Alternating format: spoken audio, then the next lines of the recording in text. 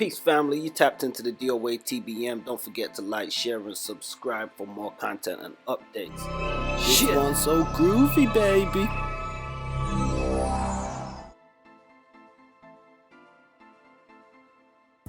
Peace, family. So what was alleged as Freedom Day had the British government make an announcement that only people who have been double vaccinated will be allowed into nightclubs as of September. So as we can see, reported on The Independent here, we see an abundance of dislikes.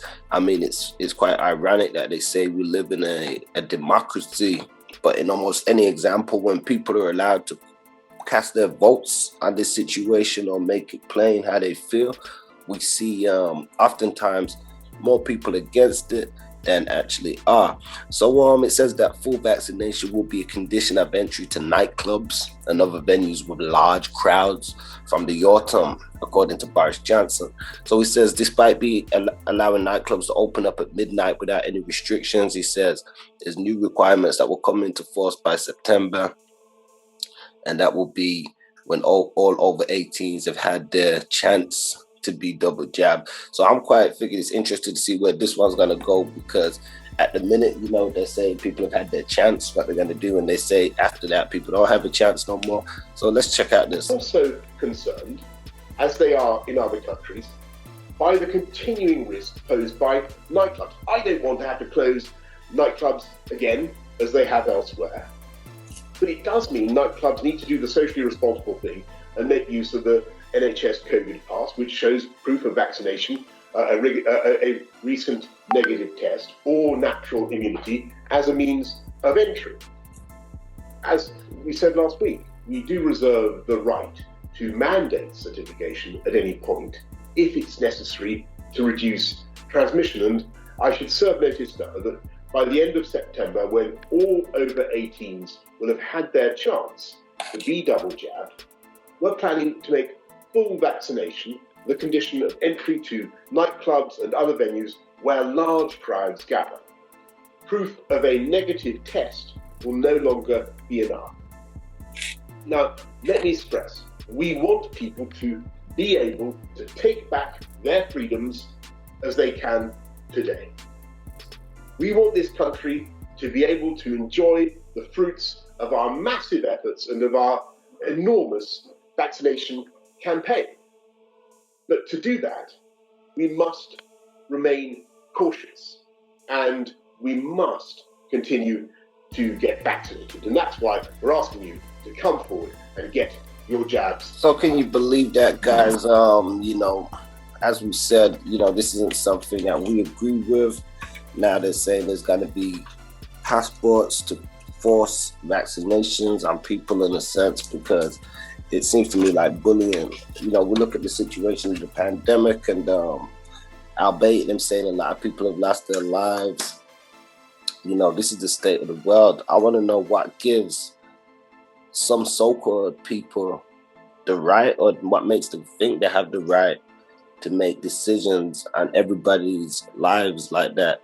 So if we look at the comments and stuff, people are saying that these are English people, as you can see from some of the pictures and the names. Looks like Bojo has declared war on UK citizens. What about us who can't have a vaccine? There are going to be riots. This is discriminatory. So what we're looking at is quite Nazi-esque practices. And I personally think a lot of this has been sort of planned and put in place for a long time, or will potentially progressively get worse. They talk about the vaccine and stuff and the virus getting worse. God forbid, I'm yet to see anybody just fall down on the streets and die from this or anything like this just yet. So we know it isn't something at that stage of insanity. However, we've heard, an abundance of people have taken their jabs and their vaccinations, which is one thing. We see even in the US, Kamala Harris saying to people that, it's the godly and the biblical thing to do, to love thy neighbor because you're protecting them. So, to me, all these falsities really don't sit right with me, especially in a false world that we sort of live in, with so much manipulation and corruption. And then we're supposed to be sold this idea of you're protecting people or helping people in a sense, which I really don't see the logic or the mathematics on that. I mean, I'd much rather stick to my beliefs, stick to my faith in my creator, and stay to myself, as opposed to be forced to take anything that I think is under the guise of devilishment. So let us know your guys' thoughts in the comments. Don't forget to like, share, and subscribe. Definitely such a sensitive topic, even on these platforms. And we're so regulated and mandated now in a sense where there's really a struggle for people to go over some of these issues and speak on them because censorship and things of that nature. So don't forget, I just want to say to the family, stay safe. This ain't me encouraging anybody to do anything. Everybody, you got your own mind and freedom of choice, and I believe that's how it should be.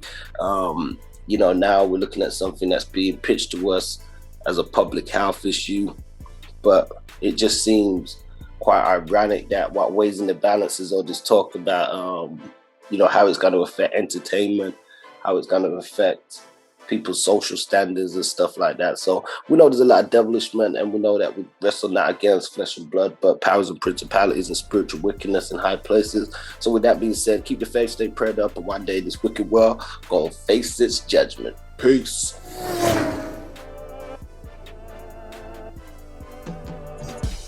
Peace, family. Don't forget to like, share, and subscribe, and check us out on bout.online.com. Don't forget to check us out on Facebook for exclusive playlists and social media for all different types of segments and content.